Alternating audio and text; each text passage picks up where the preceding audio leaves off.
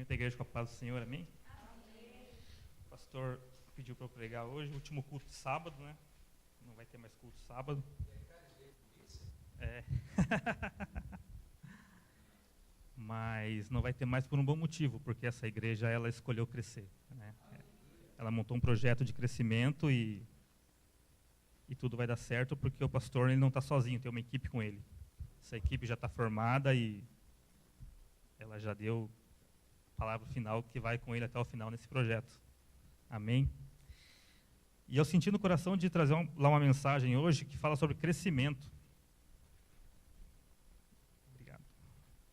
Que fala sobre crescimento, né?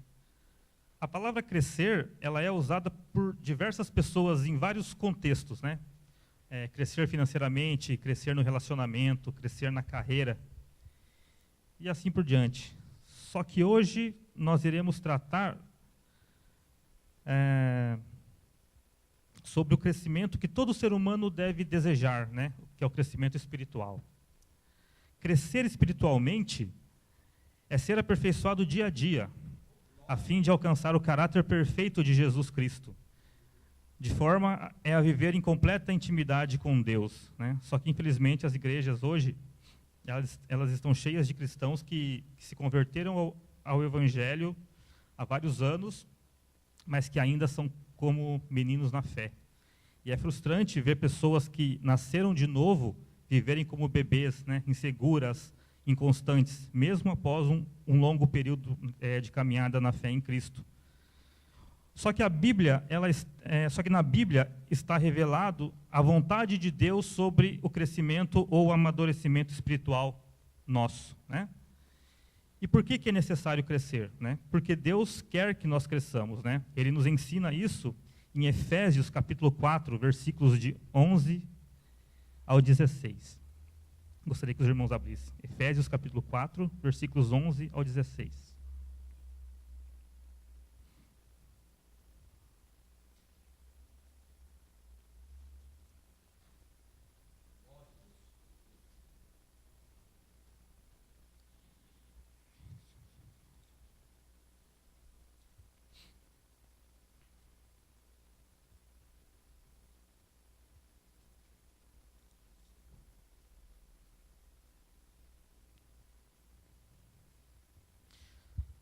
Assim diz a palavra do Senhor. E ele mesmo deu uns para apóstolos e outros para profetas, e outros para evangelistas e outros para pastores e doutores, querendo o aperfeiçoamento dos santos para a obra do ministério, para a edificação do corpo de Cristo, até que todos cheguemos à unidade da fé e ao conhecimento do Filho de Deus, a varão perfeito, à medida da estatura completa de Cristo, para que não sejamos mais meninos inconstantes, levados em roda por todo o vento de doutrina, pelo engano dos homens, que com astúcia enganam fraudulosamente. Antes, seguindo a verdade, em caridade, cresçamos em tudo naquele que é a cabeça, Cristo, do qual todo o corpo, bem ajustado e bem ligado pelo auxílio de todas as juntas, segundo a justa operação de cada parte, faz o aumento do corpo para a sua edificação em amor.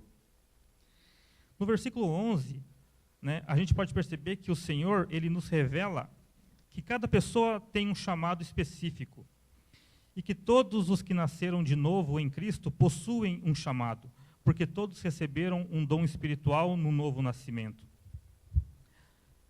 No versículo 12, o Senhor explica por que ele distribuiu dons espirituais a cada cristão no novo nascimento, né? Por que ele fez isso? Primeiro, para o aperfeiçoamento ou o amadurecimento do cristão. Segundo, para a obra do ministério referente ao chamado do Senhor para cada um. E terceiro, para a edificação do corpo de Cristo, isto é, de todos os cristãos. No versículo 13, fala-se sobre o desejo do Senhor de que nós cresçamos, pois Ele deseja nos aperfeiçoar dia a dia, até que todos cheguemos a uma só fé. E para que o nosso caráter seja perfeito como é o caráter de Jesus, A gente não pode esquecer que Jesus, ele esteve sujeito às mesmas tentações que nós e cumpriu completamente a vontade do Pai. E é esse caráter que o Pai deseja que nós tenhamos. Amém? No versículo 14, a finalidade, né, é o nosso amadurecimento, para não sermos enganados pelos falsos mestres ou os lobos que se disfarçam de ovelhas no meio da igreja. Deus, ele nos deu um princípio simples: lermos e estudarmos a palavra dele. Porque com isso, nós iremos conhecer completamente a sua vontade para conosco. Amém?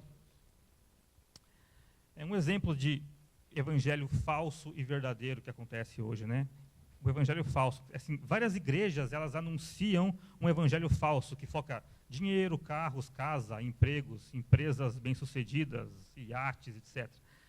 E é provável que qualquer um aqui já tenha visto isso em algum programa de televisão de igreja evangélica. O que a gente pode perceber é que o discurso deles é muito bom, mas o Senhor, ele nos ensina, lá na primeira carta aos Coríntios, no capítulo 15, versículo 19, que se esperamos em Cristo só nesta vida, somos os mais miseráveis de todos os homens.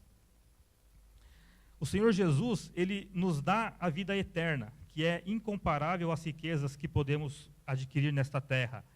Esse é o evangelho verdadeiro.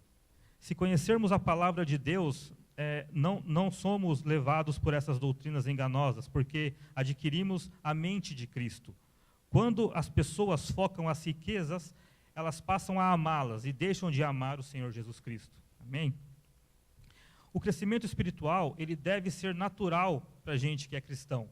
Só que não é isso que ocorre normalmente nas igrejas hoje, né? E por que isso não ocorre? Porque a maioria dos cristãos não querem crescer, né? Porque quando a gente fala de crescimento espiritual, entra em jogo duas coisas, né? Responsabilidades e desafios, né? E isso faz com que o cristão que aceita isso mexe com a zona de conforto dele, né? E isso traz para muitos cristãos hoje, né, uma certa insegurança, né? Por quê? Porque eles se esquecem que a palavra do Senhor nos ensina em Efésios 3, capítulo 3, dos versículos 10 ao 12, que aquele que crê no Senhor Jesus possui ousadia e não covardia. O Senhor, ele nos fez igreja, porém ainda existem cristãos que não compreenderam isso, né? E continuam exercendo apenas a atividade de ir à igreja. E assim, como que a gente pode crescer, né? Hebreus capítulo 5, versículo 12 e 14, dá essa resposta de como nós podemos crescer.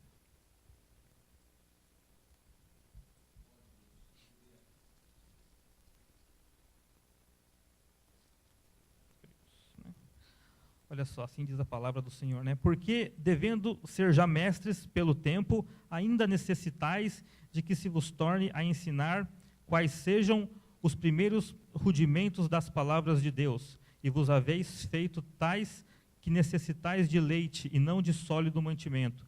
Porque qualquer que ainda se alimentar de leite não está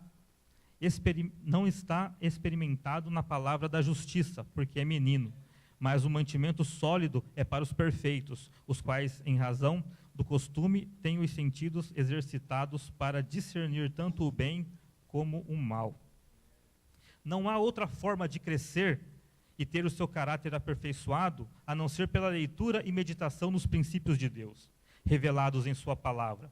Portanto, a gente tem que reservar sempre um tempo diariamente para ler a Bíblia com tranquilidade e ser ensinado pelo Espírito Santo. Talvez você possa pensar assim: mas o Senhor não nos disse para sermos como crianças? Sim, Ele disse. Só que Ele também nos ensinou, na primeira carta aos Coríntios, no capítulo 14, versículo 20, que devemos ser como crianças, na malícia, e adultos no entendimento. Existem 5 passos que podem ajudar a gente a crescer espiritualmente. O primeiro deles é meditar constantemente na palavra de Deus. Em 1 Pedro, capítulo 2, versículo 2, está escrito que devemos desejar o leite racional para crescermos, e esse alimento é a palavra de Deus. Segundo passo, ore constantemente. A oração, ela permite que você se torne íntimo de Deus. entregando a Ele toda a sua vida e ouvindo para conhecer a vontade dEle. Terceiro passo, abandone o orgulho. Em Provérbios 16, versículo 18, está escrito que o orgulho precede a ruína, ou seja, leva ao fracasso. É necessário que a gente libere perdão para as pessoas que fizeram, que nos magoaram no passado, independente do fato que ocorreu, né? E a gente precisa sempre lembrar de que Jesus perdoou absolutamente todos os nossos pecados, demonstrando um amor incondicional por nós. Quarto passo, abandone o medo. O medo, ele é totalmente contrário à fé. É impossível afirmar que existe fé se houver medo. Isto é, se você tem medo de se ferir novamente, de ser humilhado, a gente tem que reconhecer a nossa incredulidade, orar ao Senhor para que Ele nos transforme e permita que Ele nos dê a oportunidade de confrontar esse medo. Amém? E o quinto passo, tome decisões, né? A gente precisa parar de se enganar e justificar dizendo, eu estou esperando a revelação de Deus ainda. A gente precisa tomar decisões sobre a direção que Deus já deu para a gente anteriormente, já está em nós isso, né? Então, se a direção é de Deus, a gente tem que crer e fazer a nossa parte, né? Porque se a gente observar esses 5 passos que eu acabei de falar, todos esses passos necessitam da nossa ação. Por quê? Porque o problema ele não está em Deus, mas ele está em nós, né? E se a gente quebrar o nosso orgulho, né, a gente vai amadurecer em Cristo. Amém? Era isso que eu tinha para compartilhar com a igreja. Amém?